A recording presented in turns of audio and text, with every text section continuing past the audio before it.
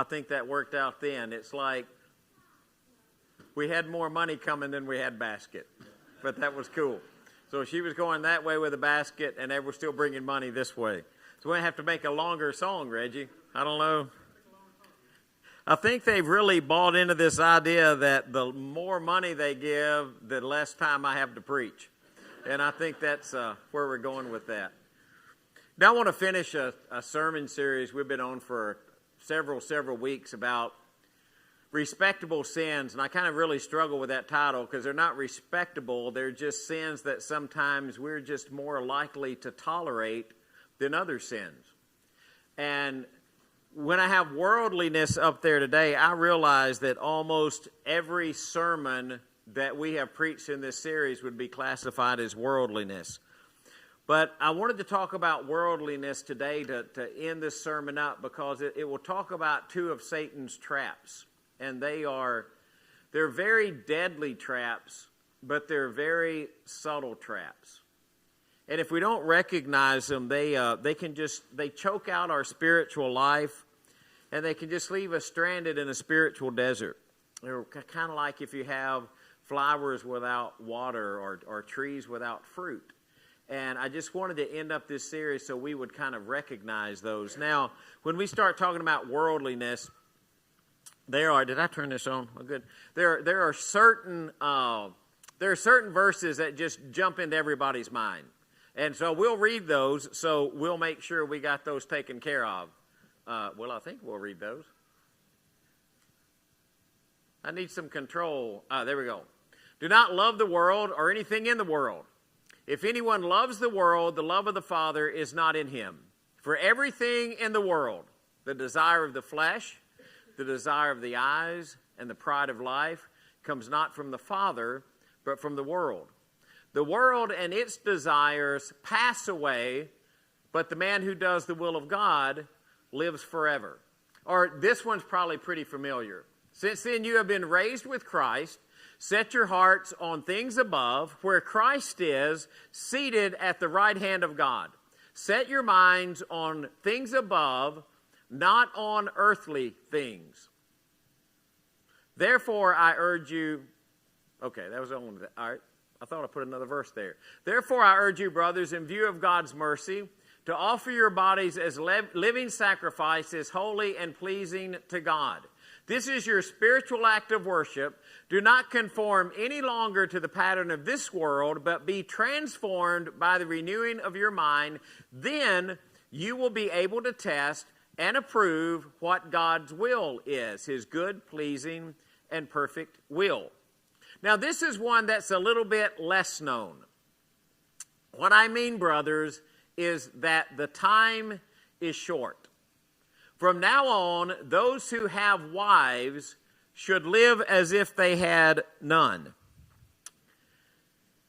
And those who mourn as if they did not, and those who rejoice as if they were not.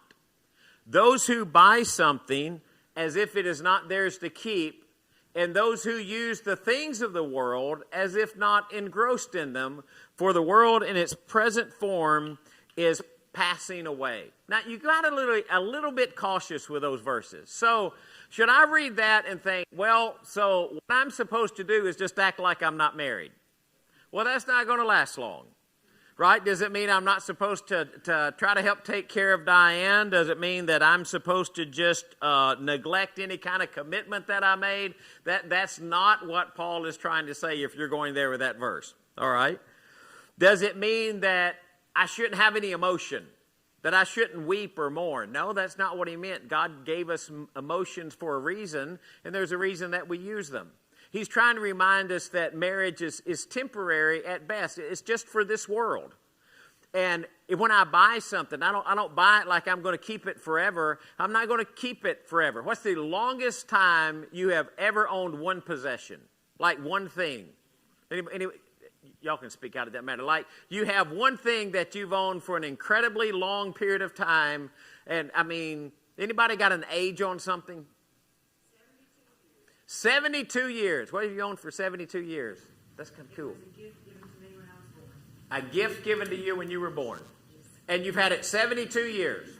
But you won't have it forever. Won't have it forever. Because this world is just not going to last forever. We see the things of the world, but we're not engrossed in the things of the world. And when Paul later in this chapter, he writes this. He says, now about these things that I'm writing, he says, I say this for your benefit, not to restrict you, but to encourage. And this is what he's trying to encourage with these verses. Appropriate and undivided devotion to the Lord. So this is what we are not like.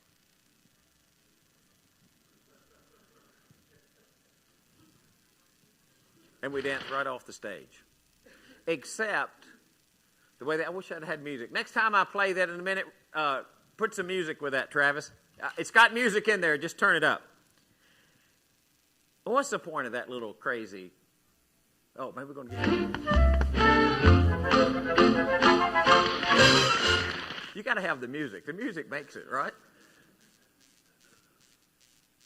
You know, that's what Paul meant in that verse before when he said the world is passing away. It's like someone who dances off of a stage. He's not talking about us. He's talking about the form of the world. And not just the world.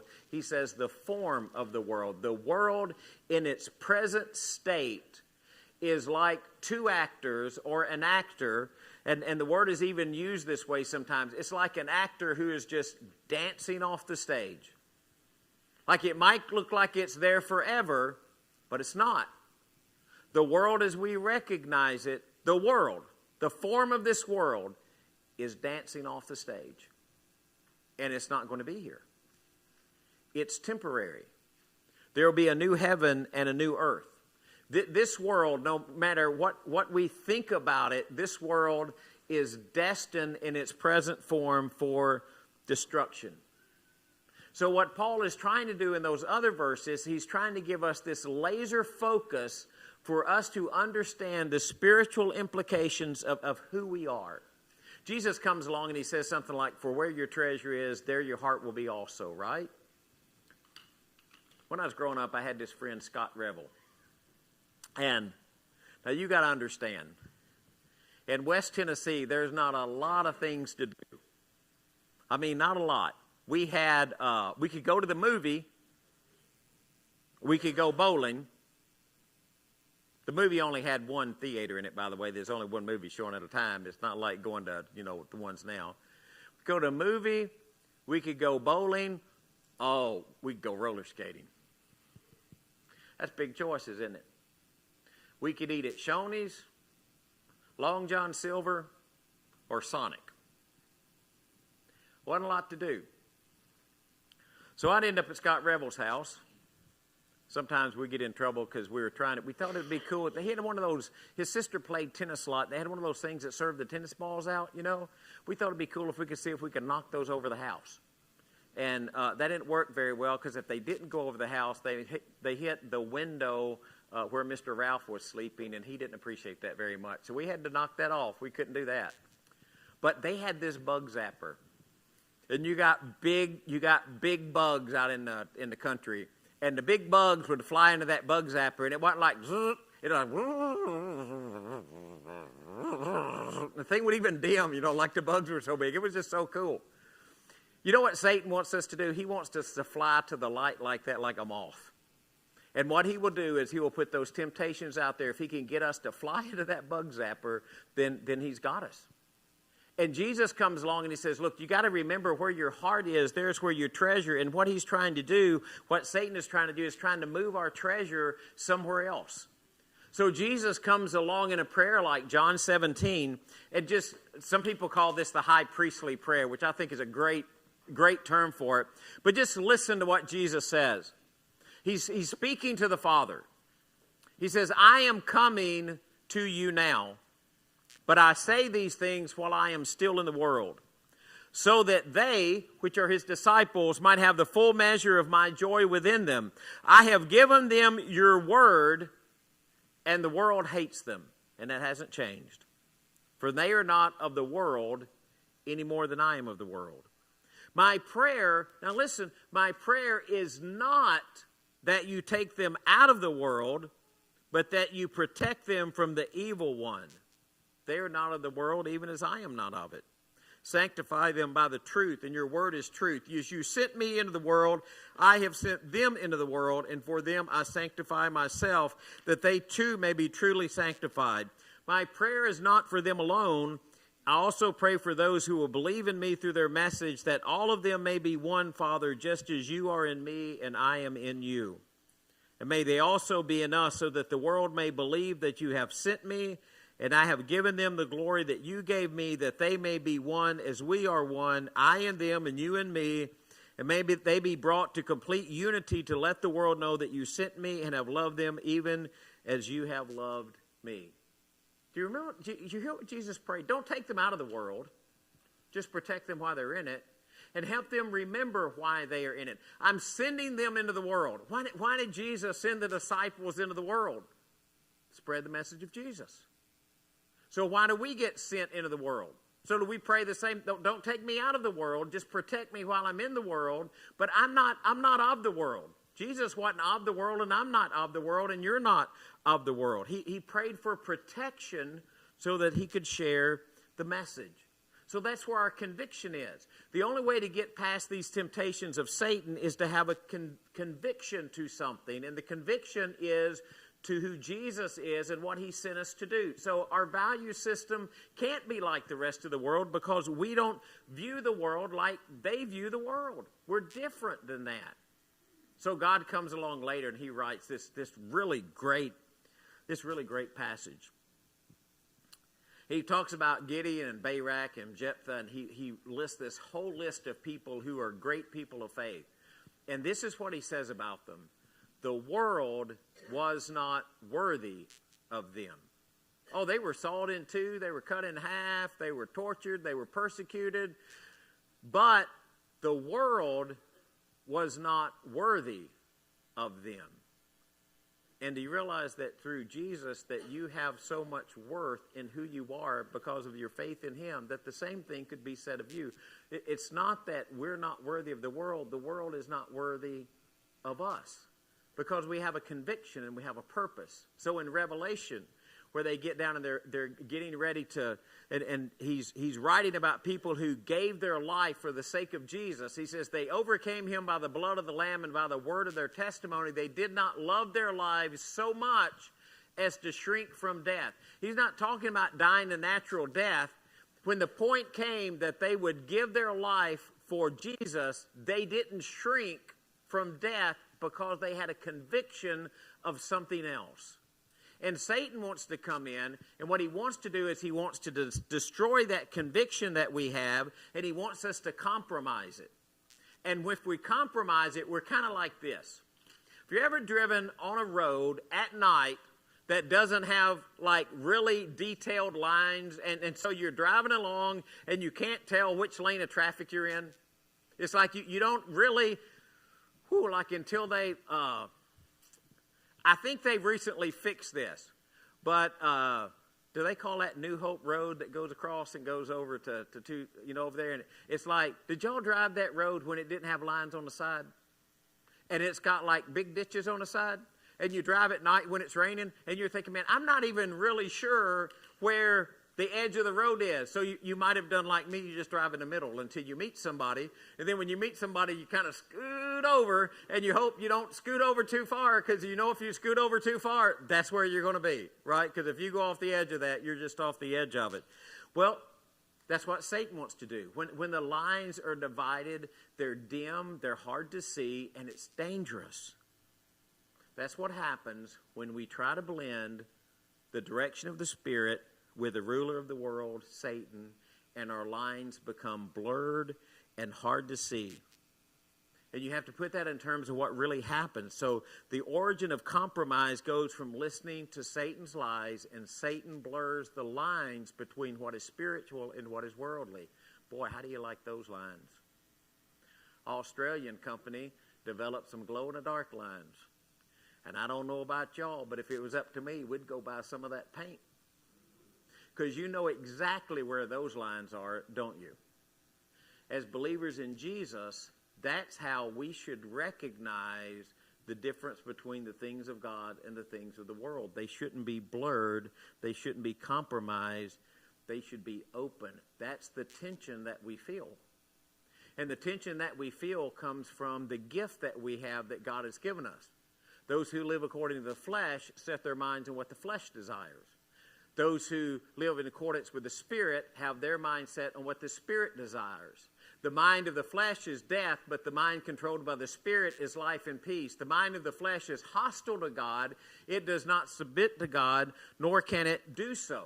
The mind of the flesh is death, and those controlled by the flesh cannot please God. You, however, meaning Christians, are not controlled by the flesh, but by the Spirit. When the lines become blurred, we compromise, and so we start to accept the world's priorities as our priorities. We accept the philosophies of the world as being philosophies that are true. We become like the Israelites in 1 Samuel. Remember when God said, hey, listen, you really don't want a king. And they said, man, we just want a king. Do you remember why they said we want a king? Oh, we want a king. God, we just won't be like everybody else.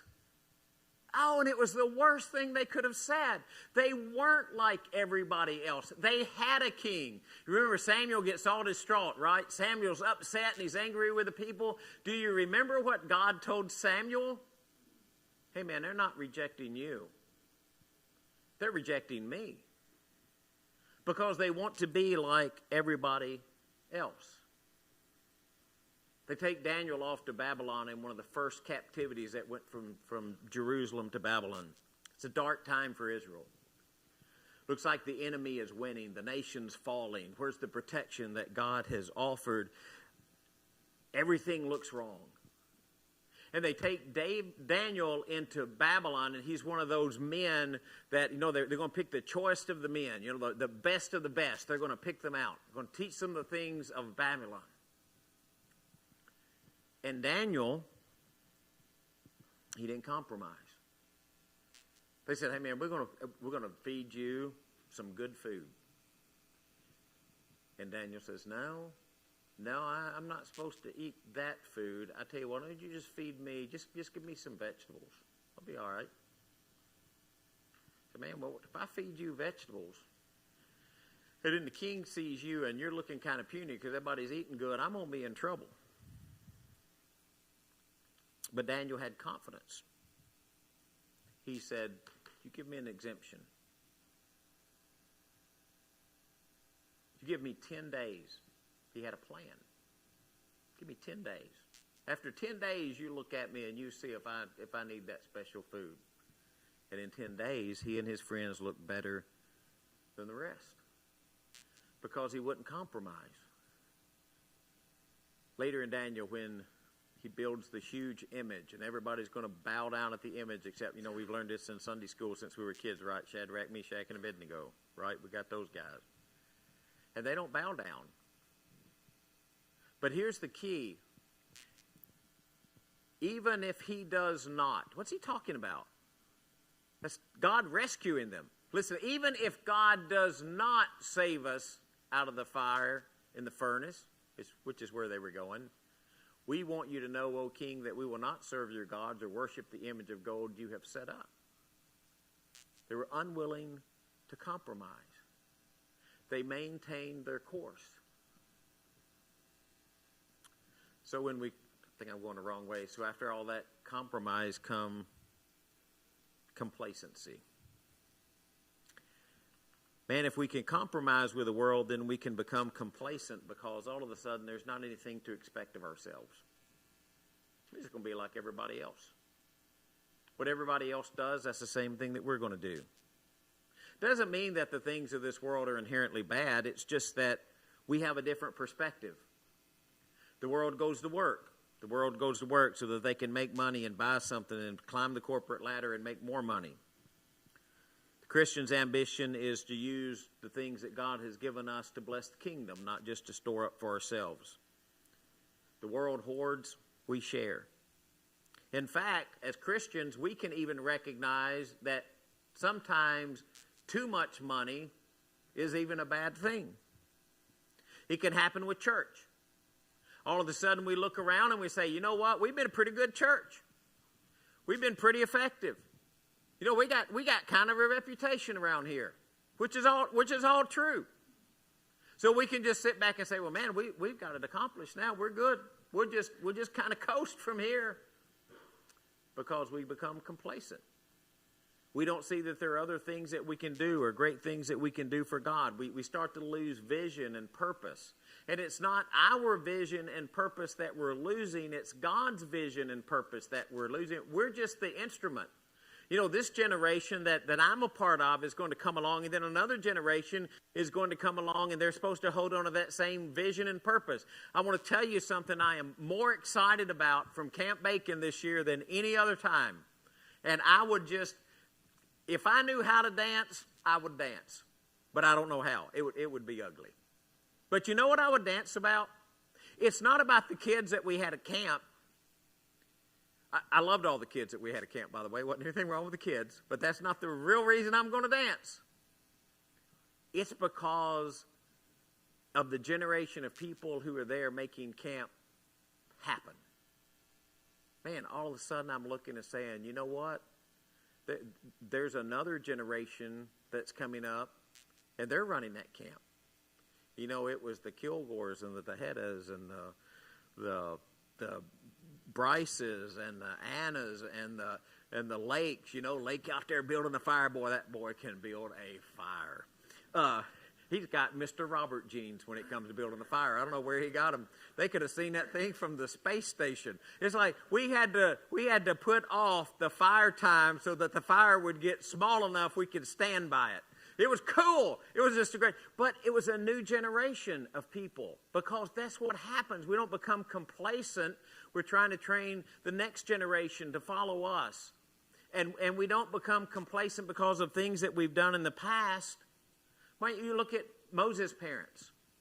You know, they could have been complacent. It says that they recognized something special about Moses. They could have killed him anyway, right?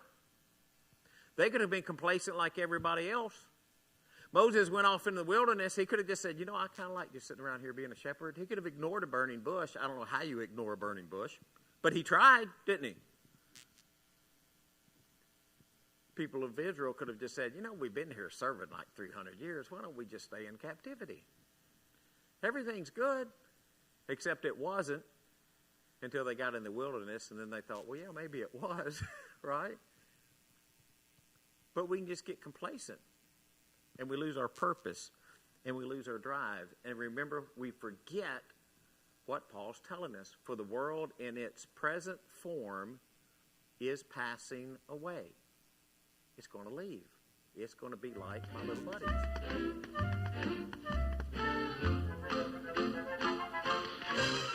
And it's going to go off stage. And when it goes off stage, what happens? The mind of the flesh is death. And those controlled by the flesh cannot please God.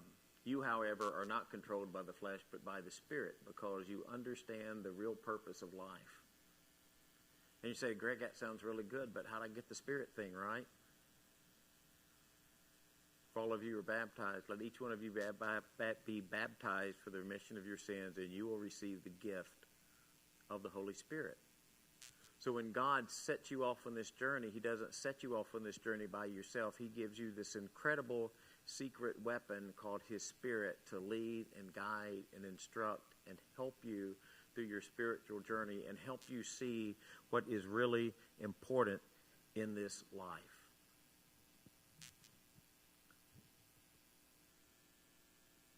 So don't become comfortable with being who you are. Be like that road that had those really clear lines. Try in your life to really distinguish between what is spirit and what is flesh. And keep the proper priorities in life, because Satan is going to try to get you just to accept everything in this world the way the rest of the world accepts things. Strive for what Jesus said. You're not of the world. You're not part of the world. Let God protect you and guide you and lead you.